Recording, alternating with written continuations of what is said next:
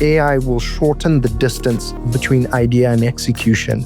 So we spoke about those Scrum cycles that you had just mentioned a little while ago.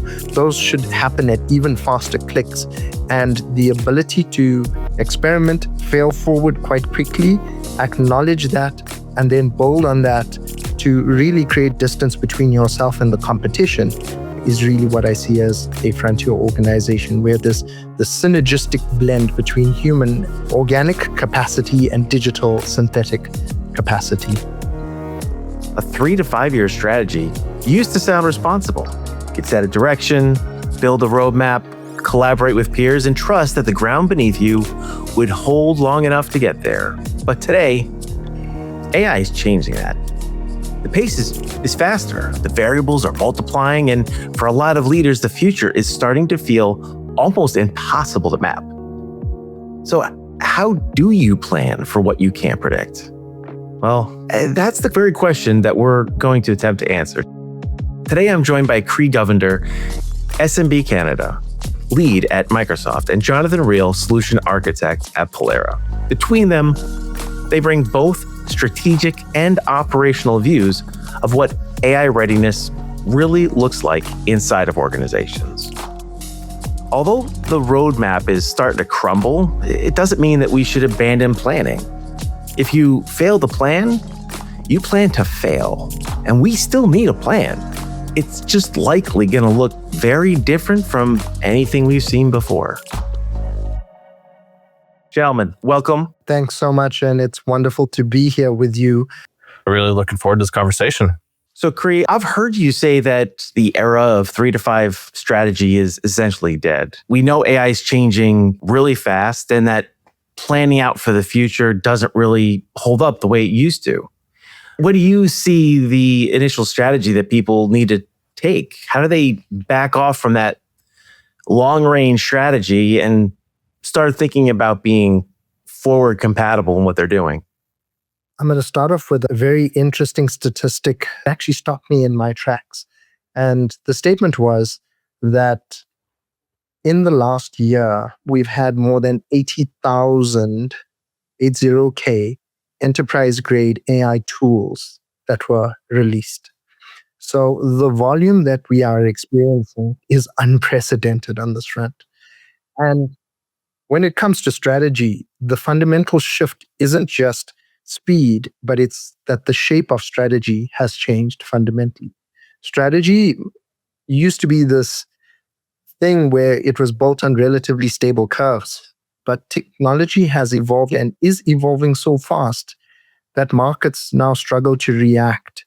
And those predictable arcs that we used to have now been shattered by AI in terms of a rhythm.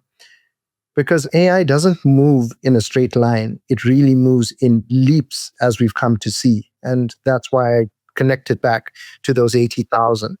We can all look back and see capabilities that are now really table stakes for businesses and organization.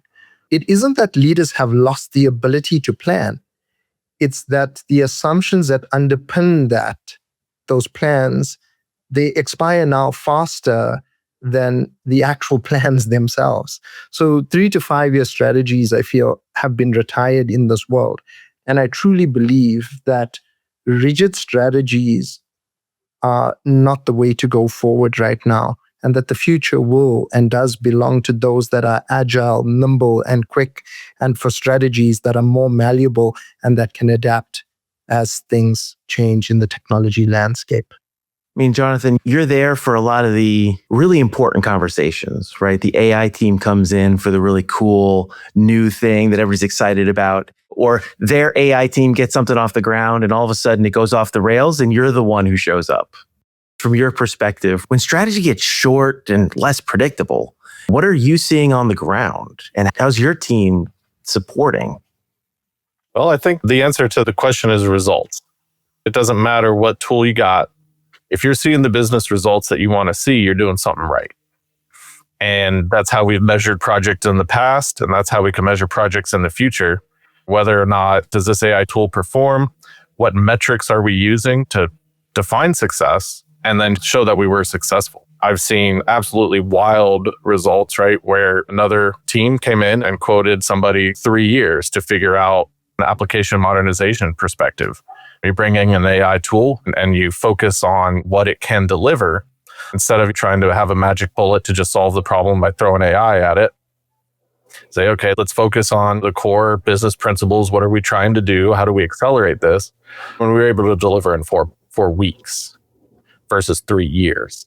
It depends on the project, of course. But what you really, at the end of the day, that's what matters.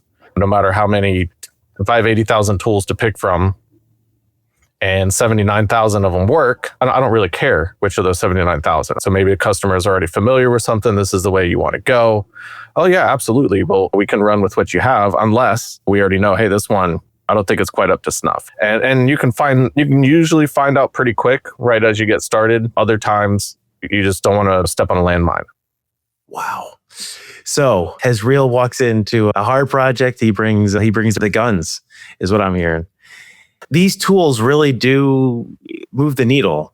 And I think hearing that we can take a project that was going to take 3 years and shrink it down to getting it into 3 months or 3 sprints, not only is that absolutely mind-boggling for your common developer, your Scrum teams, your PMs, but that also has significant upstream or downstream effects on the business, right? Because all of a sudden they've been limping along forever, and all of a sudden now they're cruising at a completely different speed. It definitely makes an organization think about critical decisions differently, which points back to that idea of the 3-year roadmap. It's almost as if it resets the table in terms of not just your AI strategy, but your technology strategy. Kree, I've heard you say in the past that frontier organizations and teams need to be pushing forward. From your perspective, what does that look like? Or what are you seeing practically? Is that like personal AI? People are using more Copilot? Or is that just grassroots transformation? Or is it organizational re-architecture of business processes? It's actually a combination of all three, I would see. And in many organizations, there seems to be a practice just because the organizations themselves have not put in valid policies in place. They've not caught up to just how disruptive and also how much of a force multiplier this can be. They've adopted a strategy of we will outlaw this until we have everything in place, until the data is clean, until we have security measures in place. And there's a significant amount of shadow AI that's out there. People are bringing it to work irrespective because they look across the pond, they see people that they know, friends, other people within their ecosystem that are deriving massive benefit. And to connect back to this frontier organization piece really is that what I've seen is many organizations are still tourists in this world of AI.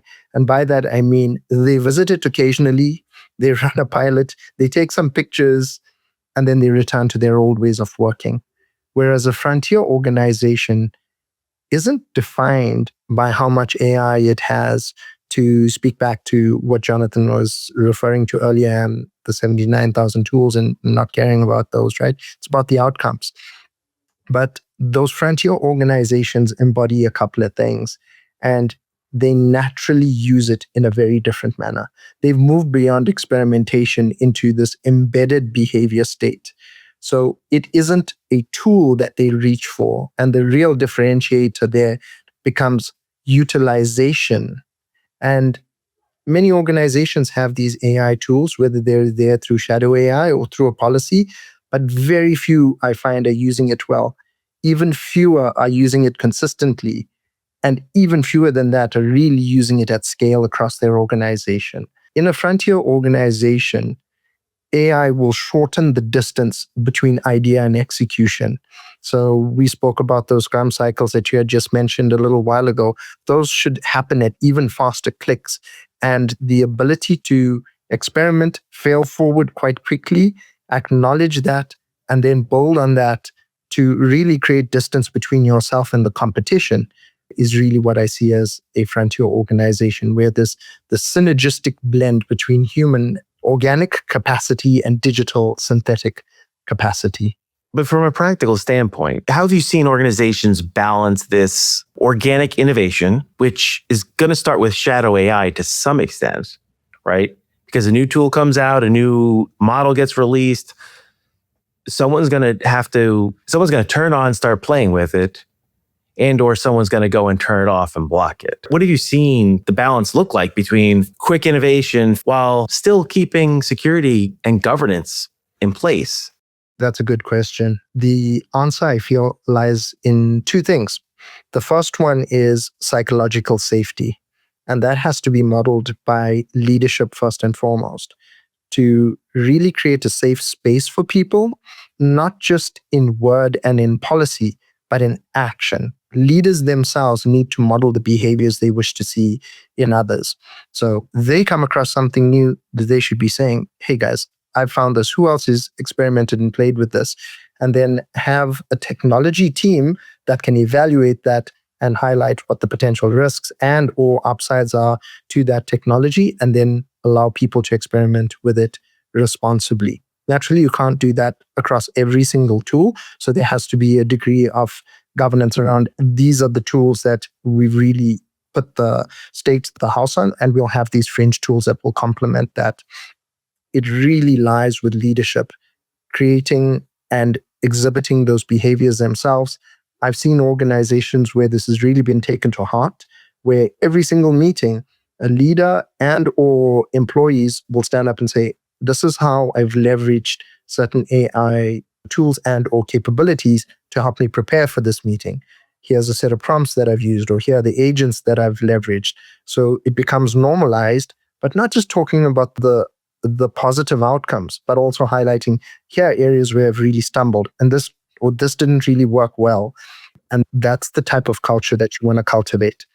I think maybe it's just semantics, right? But I feel as if in some ways, we've moved beyond prompts.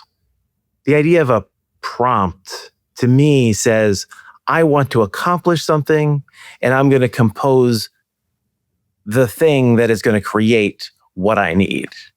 My sense is that we've moved to this point of where we're using agents. And in fact, the models themselves have orchestration within them that make them agentic on a smaller scale. To me, it seems as if it's less about prompts. It almost is about a conversation, right? A type of conversation. If I need a contrarian, I'll pick up the phone and call Sean Colicchio from security. Right? He'll definitely tear apart any idea I have from top to bottom. If I need somebody who's going to give me feedback on design, I'm going to call Theo, and she'll help me think through the right way to present something to communicate the right message. Different types of conversations. And it's not just, I don't call up Sean and say, hey, what's the answer? It's a back and forth. It's a push and pull. Jonathan, I'm curious how you've seen people adopt AI in this way. When your boot's on the ground, no, you're not bleeding edge, right? You're going to be using the things that you know work, the tools that are out there, packaged, built, tested. You're not necessarily doing, well, I heard in this research paper yesterday that this is possible, and now I'm going to start writing code around that. And that's a good thing. There's a place for the bleeding edge. There's a place for the tried and true. And with AI and with kind of that cycle of iterations over slow improvement, right? I mean, that's just how the world gets better. That's how the tools get better. And so we focus very heavily on delivery. And prompting, in the sense that you're talking about, I think plays a big role today on that bleeding edge, becoming less and less, right? The more that you can automate, the more that you can say, okay, instead of having a person having to cycle through, okay, now that I got this, now I need to do that, bring in the next steps, right? You get closer and closer to that kind of well-rounded tool to actually deliver, rather than, okay, I need this guy, and then I also need this other tool, I need this other tool, I put these three together and get where I want to go. And similarly with agentic, right? Instead of, I need this one big model here and this big model there, I make these smaller, more targeted approaches and slowly start putting those together. A lot of that happens on the back end when it comes to delivery, right? unless, you're working for a particularly large organization that wants to be on the bleeding edge, in which case, absolutely, we can build and deliver. And we got plenty of people that are good at that kind of thing. But there's kind of two sides of the coin, right? The bleeding edge and the tried and true. Kree, on that pathway to delivery, how do you see people using AI as a partner? We've got these personal co-pilots that we can use for productivity, but are you seeing this translating into the dev cycle, leveraging CI/CD and agentic processes to sort of push things forward to the next level? Yeah. And I want to connect back to something that you said earlier, which is prompts are very much rudimentary and table stakes, and maybe helpful for people to frame the three phases that we see in terms of Microsoft's timing of a frontier organization. And phase one was AI as an assistant, really waiting for instruction. So it wouldn't go ahead and take agency. That's like opening up Copilot or ChatGPT and saying, go research this or go and create me this email, whatever it may be. So waiting for instruction. And phase two is where it's a participant within your flow. And I see that as I'm writing a piece of code, I come across a bug, and I push that across to GitHub Copilot, and I'm like, I'm working on this core piece. Please go help as a peer and go fix that bug and come back to me with that. So it's now moved from waiting for engagement to now being a peer and engaging in the flow of work. So to your piece around the dev cycle. So I remember my days as a coder. I'm like, oh man, I hate bugs. I really don't want to go and fix this. I wish I had a team of people to do that. And today you can do that with GitHub Copilot. So that's where I see it folding into the dev cycle. Earlier today, I was chatting to one of my peers. He's not super technical by any nature. And he said, I've been trying to build this net new Azure revenue report, and I'm using the command line interface together with GitHub Copilot, and look what it's built out for me. Something that he would never have been to accomplish a few months ago, just because he didn't have that technical depth. We're able to bridge this now. I think back to a time where we spoke about the rise of the citizen developer many moons ago when we had released Power Platform. I think now is that actual time of the citizen developer. So that's phase two of Agentive. And phase three is really where these agents combine to what Jonathan had just said with discrete capabilities and really orchestrate together to go and accomplish some sort of workflow. And I see these as composable teams. So there will be a task or a project or whatever nomenclature you want to use for something that needs to be achieved. They will come together, they will accomplish that, and then they will disband. Or they may scale out infinitely for force multiplication. So there are many ways in which I see this starting to proliferate in our world and changing our development cycles and how we pull this together in terms of actual businesses that are going to go forth and accomplish this. Often really giving advantages to organizations that were typically smaller and may not have had access to those physical resources that now can be delivered digitally for a fraction of the cost. Kree, you mentioned that guardrails are important. And we're building guardrails. Lots of organizations are building guardrails, whether it's into a specific app or at the architectural level. But I mean, how much investment should people be making, do you think, in guardrails? Is that an overinvestment or is that an underinvestment? I mean, what truly are the readiness requirements, I guess? This is a question of both of you for saying, I'm going to release my app and it's got AI behind it and we feel as if it's secure. I'm curious. I think it depends on the context of the project. I mean, you look at some of our most diligent clients, say you're a large law firm. The last thing you're going to do is put your client's confidential information into AI out of the 0.0001% chance that maybe it leaks. Versus if you're a sales company, do you end up putting your proposals into AI on that very low percent chance that, hey, if I ask AI what something costs and they see my proposal, that's not the greatest thing. So when you build these guardrails, in some companies, maybe it's sufficient to say, hey, only the type of data that is allowed to be shared with AI is properly marked and has been reviewed. And this is kind of that corpus of data that's allowed. And how do we get there? There's other companies where zero chance that's ever going in there. I don't care what you say. It's a matter of trust. And it's a matter of the consequences of losing that trust. An interesting thing to think about too is how much AI can help with governance. So it's almost like a upward cycle in some cases, right? What are the things that AI is doing from a sensitivity labeling perspective? That's been a common use case for a long time. And you're feeding the results of AI into the tool that's preventing you from putting certain things into AI. And it's all just a kind of an interesting world.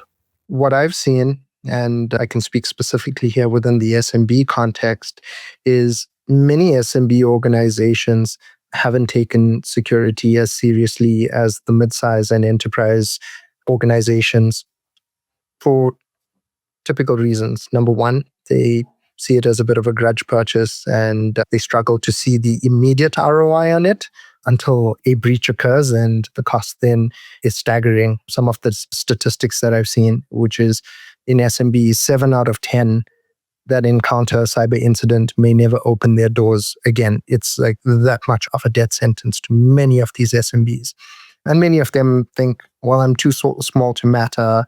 There are bigger organizations out there. And because the barriers to jump over are so low, it's exactly why they end up becoming targets. And I start off with that as a story because everything really right now is around security. So you've got to have a security infrastructure and implementation that coexists with your AI implementation. Understanding who has access to what, you can implement and open up gates for the technology in a much more responsible manner. So that's guardrail number one. And I would say that's for any organization, whether you're a small, like single man, solopreneur organization or operation that's going into this, or to our largest enterprise organizations. Cyber has never been more important than it is today. And then the second one is then around data readiness, because the AI is only going to be as useful as the data that it can access. Granted, we have many intelligent tools today that can reason over disparate types of data stores and bring them together in a nice format. But if the data is fragmented, it's been poorly governed, and is difficult to access, then your AI is going to become shallow very quickly and give you substandard results. So those are the two that I would speak to. Data governance is absolutely paramount. So many organizations are like, yay, Copilot, let's turn it on. And then all of a sudden, people find all the things that they should not have found. And people need to turn it off for lots of parts of the organization. But also, right, having that row level security is critical if you're going to get quality value out of your data and apply it to business problems. There's the danger of the personal AI getting in the way and having those security liability internal to the organization. But being able to have trustworthy, clean data that's operational at the scale of AI. I mean, especially, Jonathan, as you were saying, right, that data modernization project, that app modernization project is now accelerated. And all of a sudden, the timeline for the next project is moved up and people may not be ready for it. I think that's one of the interesting things about AI is that in the microcosm, it speeds up an individual's progress. It can speed up one part of an organization's processes. But if you haven't prepared for that pipeline, that volume to flow, you're pushing the problem you just solved to another part of your organization, which could be infrastructure, which could be day two operations. Observability now becomes a significant issue. Have you seen organizations that have advanced forward and then all of a sudden got stuck because they ran into the mud to the next thing? I would say yes, in a sense, right? I mean, there's such a thing as analysis paralysis. And I think in this world where AI has so many possibilities and we're discovering those, what is kind of that fringe? What is the limits, right? How do we know? How do we plan? What do we think is going to happen in the future? And you can see it by these large companies spending the exorbitant amount of money that they are on it, knowing that eventually there's going to be a fat payoff. Those companies need that tremendous amount of capital. When you're not one of those, what are you using, right? The space age materials, all the little things that work now. But at the end of the day, we need ROIs measured in months and years, not decades. How is Microsoft looking at ROI measurements from a standpoint of an organization? There's the great dashboard that shows like productivity based on the individual things. But have we come up with a metric yet for that grander scale, for greater momentum, greater acceleration? No, I don't think we have. I think everybody's experimenting around it. Initially, it was the traditional ROI metrics, which is when is this going to pay off, and in how many dollars am I going to see that? More work are my people able to produce versus before leveraging these tools?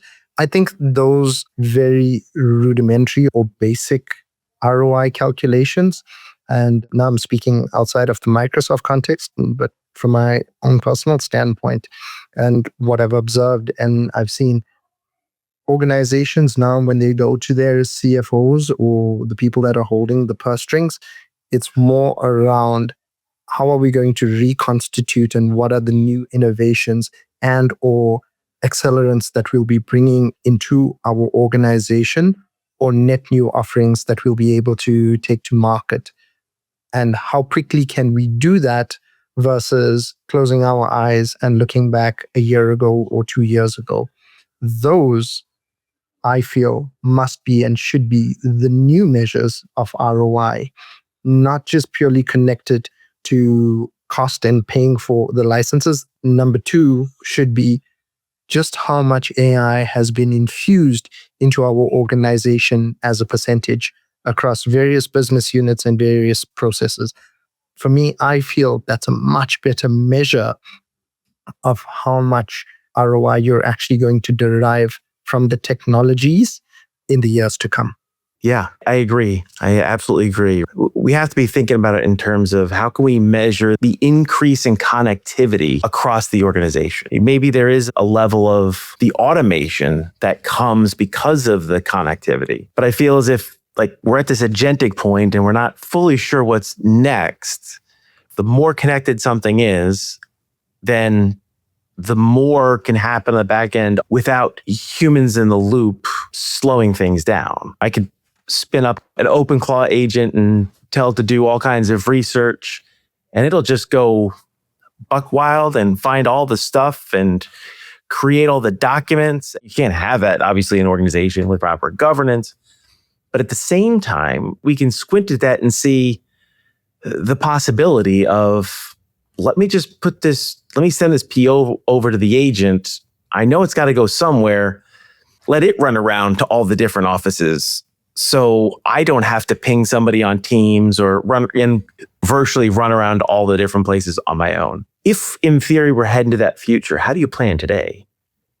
I think it depends, right? We talked a little bit about, do you want to be on the cutting edge? Do you want to be in the world of what works? And before the light bulb was invented and we discovered electricity, candle makers, they're at risk of being significantly cut back. But in the here and now, you still need light, right? We're still going to use the candles. We're going to wonder, what does the future look like? We're going to position ourselves as best we can and make informed decisions. But how many people switched to electric light overnight, right after the light bulb was invented? These things take time, and it's kind of your position in your organization. Like, what is your business stance? Just like in security, what is your risk appetite? Some people are going to be much more conservative. Some people are going to be more out there.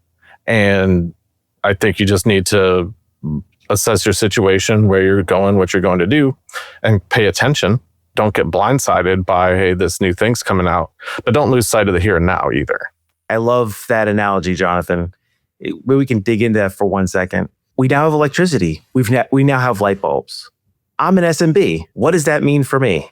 Well, everybody's going to get electricity. I need to get electricity. You have to decide as an SMB, do I do it today, tomorrow? And if I've got it at home, I can practice with it and try it out. But as a business, to make that decision that we're going to electrify and put light bulbs in, it will change your entire business model because now you've got light. You don't have the hours that people work are now different, but there are other factors you got to take in. Am I located in a very rural area and there's no electricity? You need to go with somebody who's trusted. But if there's no trusted electricity source nearby, you have to figure out, do I move? I mean, even relocating, right? I kind of think in some ways, personal AI, we can get that quickly and it's tactile, but organizational AI. How do you plan for failure? If I got one data center, one nuclear power plant to run my AI, do I need a second one for disaster recovery? If electricity goes out of my house, do I break out the candles? Or now do I have the generator? Like you gotta always be prepared. Luck is for the unprepared. Boy Scout motto, be prepared. Yeah. Don't ever lose track, right? If the AI is the only thing that knows how to fix your code, you're in trouble. Use it, fix your code faster. But the more you and we see this in automation too, right? Once you automate operations, suddenly your people stop knowing what to do when things go wrong because the automation just took care of it. When the automation fails, hopefully somebody still knows how to get in, pull out the wrenches and get to work. So it's make sure that you've got all the bases covered. There's absolutely nothing wrong with writing some code by hand every now and then. Yeah, absolutely. My hot take is that AI is going to force everybody to be smarter and work harder, not less harder and less smarter. I think to your point, Jonathan, it's great that I can automate and bring a full stack up, but it just means I need to know that much more about it than I did before. Gentlemen, it's been an absolute pleasure to talk with you. Do you have any final thoughts that you think you'd like to leave with our audience on how to be prepared for this? How should they be thinking about the future? I think the 3 G's of governance have kind of been on my mind. I think when we're talking with AI, they have not changed. Those are guidelines, guardrails, and gates, right? The guidelines on the road, people tend to follow those lines, even if there's not a cop staring at them. Communicate to people what the guidelines are, where they need to be going and why. This is our stance. And the guardrails, right? They don't stop your car from going off the road, but they let you know, oh, hey, I'm running into something. Hey, maybe I need to. So those detective controls, right? How do I detect that, hey, I'm straying from the guidelines? And then finally, gates, right? Those are the ones where you got to stop and they slow down progress, but you absolutely have to have them because the consequences are significant. And in each organization, that's different. But at the end of the day, for your group, what are the 3 Gs? What do they make sense to me? And whether that's data, whether that's operations, or whether that's AI, the 3 Gs of governance still apply. I'm going to tack on to what you shared here, Jonathan. I'll add a piece, which is let's not be too serious about it. Let's have those 3 Gs, absolutely, and treat those seriously. But let's have fun with this as well. This is a creative technology. And so have a stable vision for what you want and communicate that with conviction and clarity and as many times as you can as a leader, but be very flexible in terms of the execution and have rapid iteration cycles with these short feedback loops. And the playful piece is to model that so that people are leaning into it from a perspective of curiosity and experimentation rather than fear and trepidation. I love it. Well, let's go forward and don't be fearful. Go forth and have fun. Absolutely. Thanks to Kree and Jonathan for such an interesting conversation. What I found most compelling here is the idea that right now, organizations are really trying to solve a matching game between which AI product and application and what is the right security and governance that I need with it. Kree's point that 7 in 10 SMBs close after a cyber attack, it's a wake-up call. No matter the size of your business, you have to think critically about what you build, how you deploy, and what risks are going to begin to accumulate. Many teams right now are transforming mid-flight, which is why Jonathan Reel was right. This is like being a Boy Scout. You've got to be prepared. Just because the technology is here and you think it works, you still really have to know what you're doing, with or without AI to help you. You never know when the light's going to go out. the servers go down. Thanks for listening to Edge of IT. If you like this episode, be sure to follow the show and leave us a review. We'll see you next time.